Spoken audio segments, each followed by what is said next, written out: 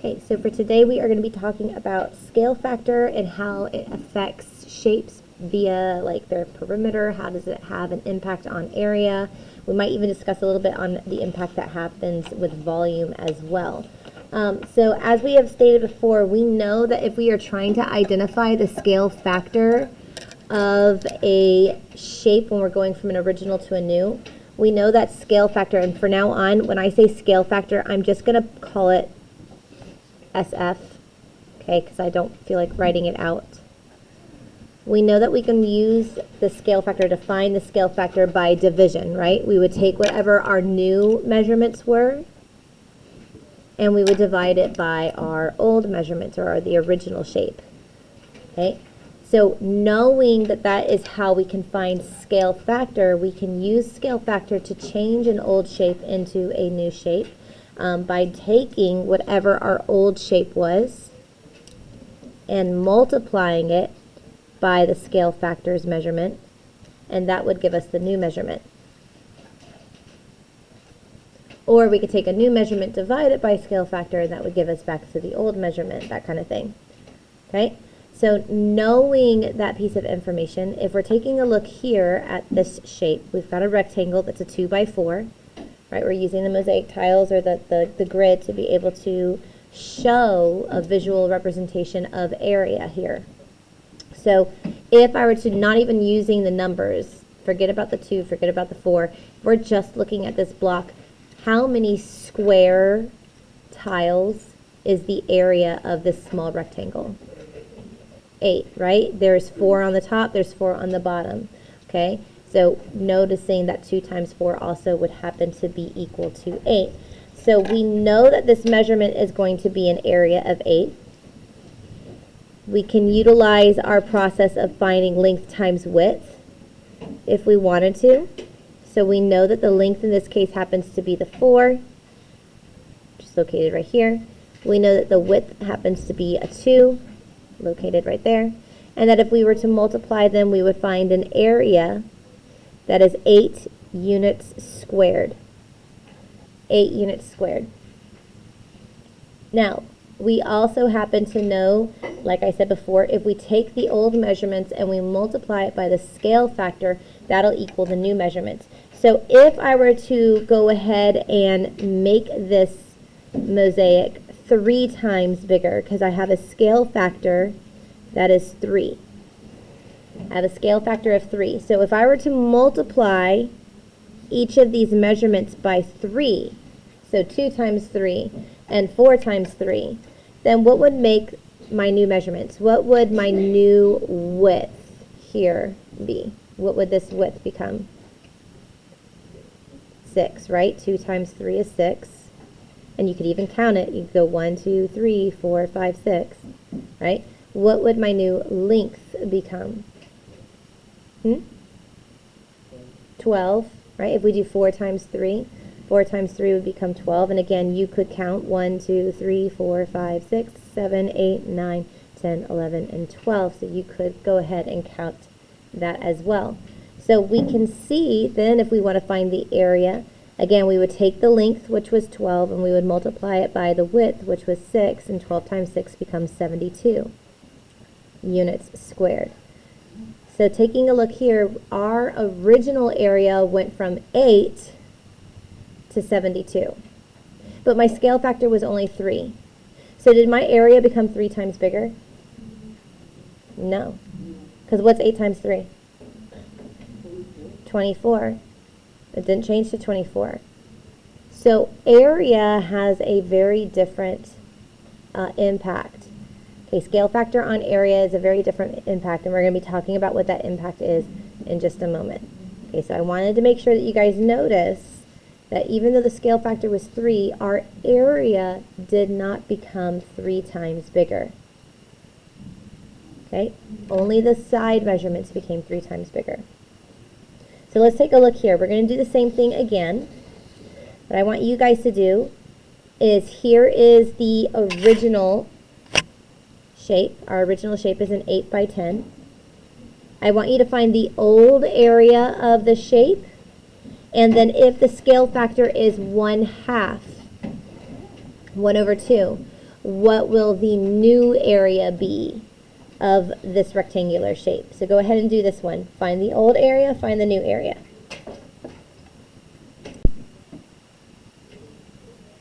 All right, so we're finding the old area first. What is the old area, the original area of this shape? Mackenzie? 80, right? We have an 8 by 10, so all we're going to have to do is multiply the 8 times 10 to be able to find the old area. So the original area, 8 times 10, is going to come out to 80, and of course that is units squared. Okay, now it says that we're taking a scale factor. Our scale factor is going to be 1 over 2. So that means that we are then going to go ahead and multiply each of these dimensions by 1 over 2. If we multiply 8 by 1 over 2, what becomes the new measurement there? 4. Okay, and if we multiply 10 times 1 over 2, what does that become? 5. So then we do 4 times 5, and that becomes 20. 20 units squared. So again, the scale factor was 1/2, but is the area half of the original? Like if we take 80 and divide it by 2, or take half of 80, is that going to come out to 20?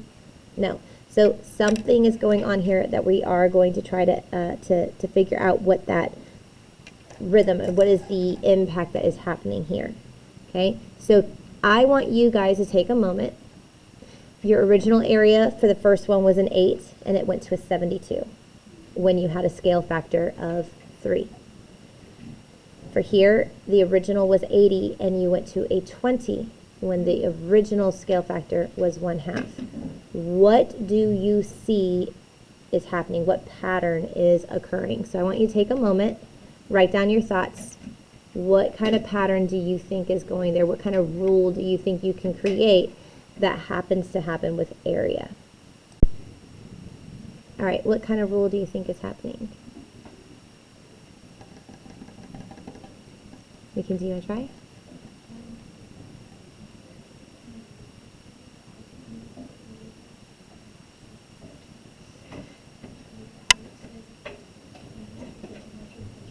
Uh-huh. Uh-huh.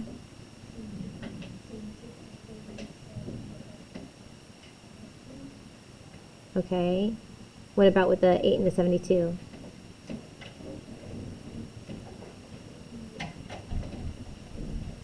It has to be the same rule that would work no matter what. No matter what the values are, it would have to be a rule that works no matter what. So you went from 8 to 72 when the scale factor was 3. You went from 80 to 20 when the scale factor was 1/2. So what kind of rule, what pattern are you guys noticing here? So we know scale factor, you're going to multiply by the scale factor, right? Not adding them, no. So let me walk you through it a little bit more. So we know that it was originally 8 and it becomes 72. The scale factor was 3. What is 8 times 3? 24. Okay, so we didn't multiply just by 3, did we? Well, what if you did 24 times 3? What's 24 times 3?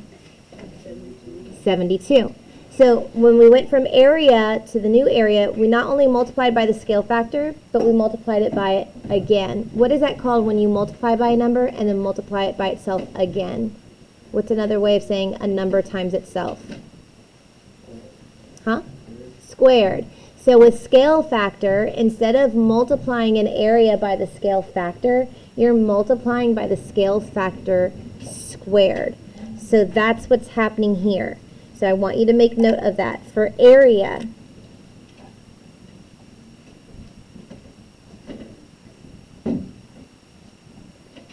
to go from old area to new area,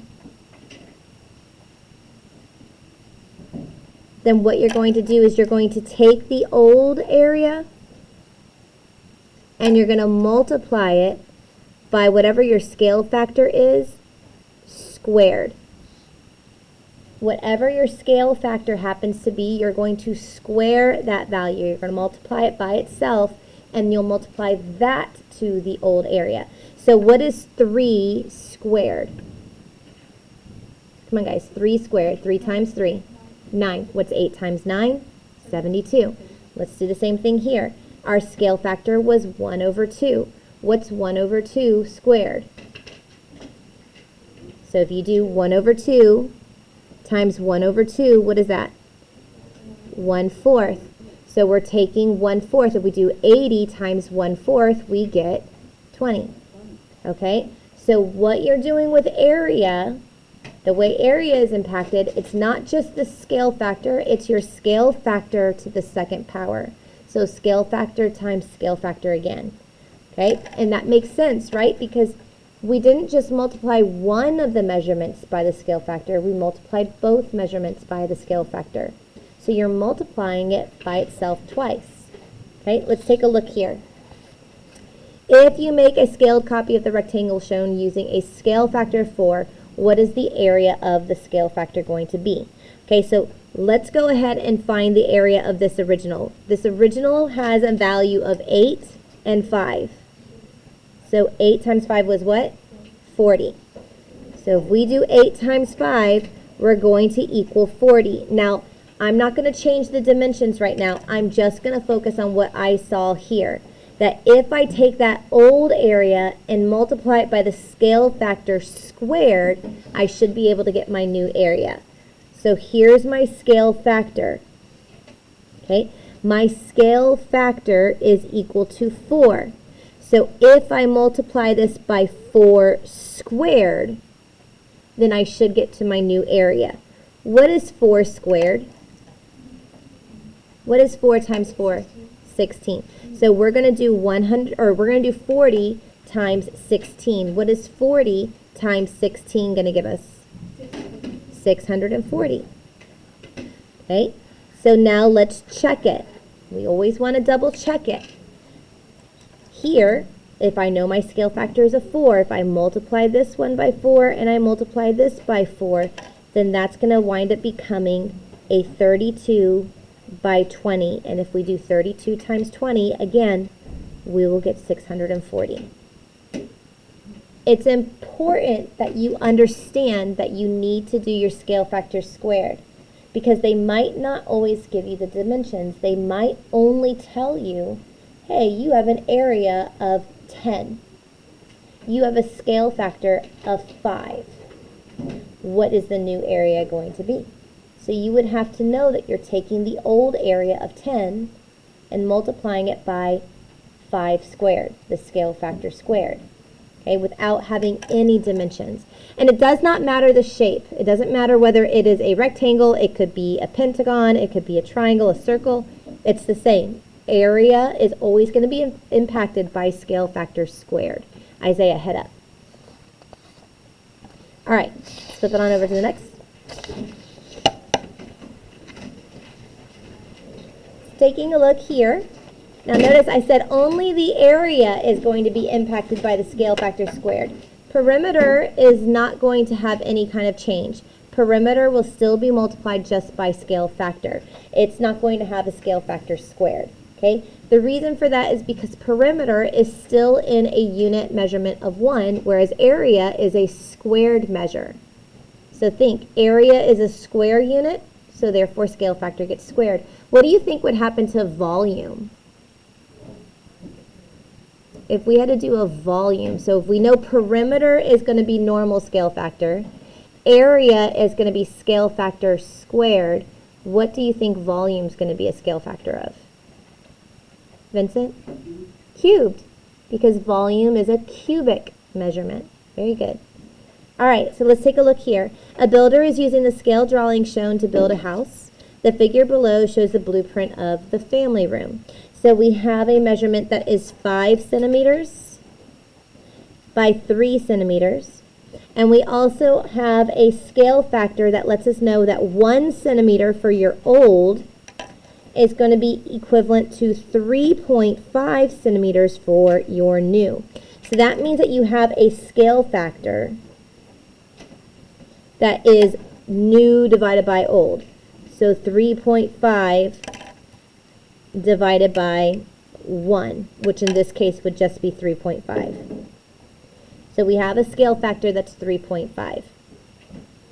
All right, so if we were to find the actual length and width of our family room, we want the actual measurement to begin with. So all we're going to do is take each of these original measurements.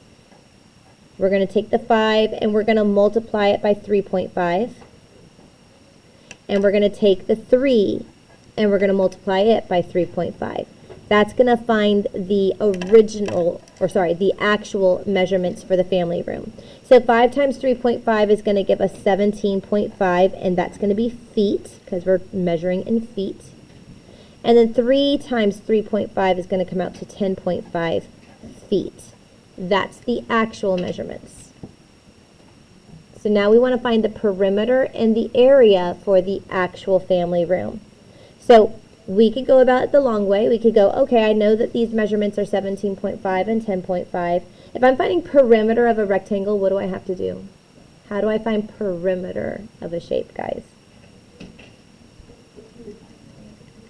Not multiply them. Area gets multiplied. You add them all. Okay, perimeter gets added all together. So for perimeter, we're going to add all these measurements together. So we're going to take the 17.5 and we're going to add it with the 10.5, and we're going to add it again, 17.5 and 10.5. When we do that, we're going to get 56 feet. Okay. Now, if we were to look at the original perimeter, or the old perimeter, we would have just done 5 plus 3 plus 5 plus 3, and that would have given us 16. So if we were to take that 16 and we were to multiply it by the scale factor of 3.5, we would get 56.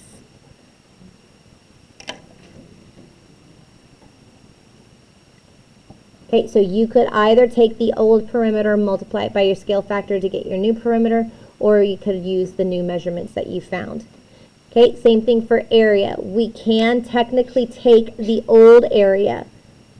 So the old area is 5 times 3, which is going to equal 15. Then you could multiply it by the scale factor squared. So we could do 3.5 squared, and then that would give us our new area of 183.75. Or you could take your 17.5 and multiply it by 10.5.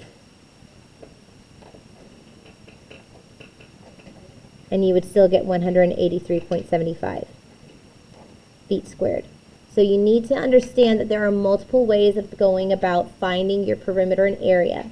Either change your dimensions and find perimeter and area from that, or find the dimensions of perimeter and area from the old and use your scale factor. So again, scale factor rule.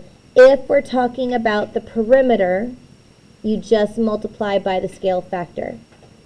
If you're finding area, you multiply by the scale factor squared. That's the important thing. So I'm going to write that down. And notice that we do have a way of phrasing it. Instead of putting scale factor, you can just call it K, or K squared in this case. So you would take whatever your old is going to be. You would multiply it by your, let me say old area. I don't want you to think it's always old. Old area, multiply it by your scale factor squared. Okay, that's scale factor times scale factor, and that's going to equal your new area.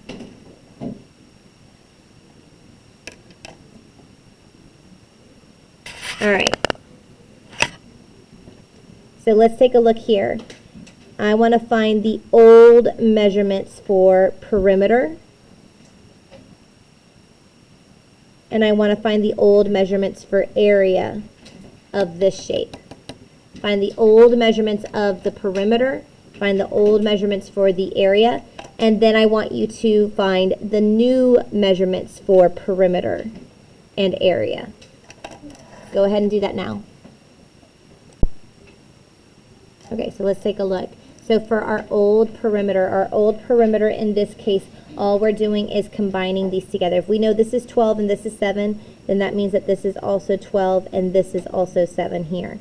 So we can first add them together. We can do 12 plus 7 plus 12 plus 7, and that's going to come out to 38 centimeters. Okay, for our old area, all we would have to do is multiply 12 times the 7. 12 times the 7 is going to come out to 84 centimeters squared.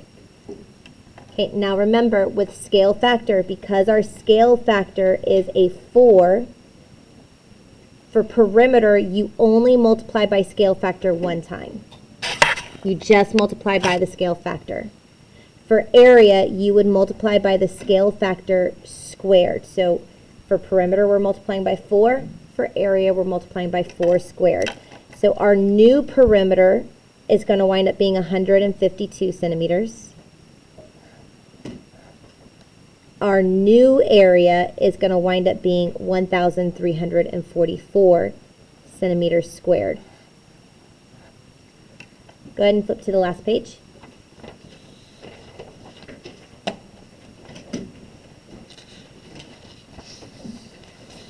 Okay, I want you to do the same thing for problem 2 and 3. Find the original perimeter and area. Find the new perimeter and area. All right, so obviously the perimeter and the area of the old won't change because the shape has not changed. This is still going to be 38 for the perimeter. This is still going to be 84 for the area because I did not change the rectangles. The only thing that I changed in these cases were the scale factor. So for problem number 2, the scale factor is now a 3.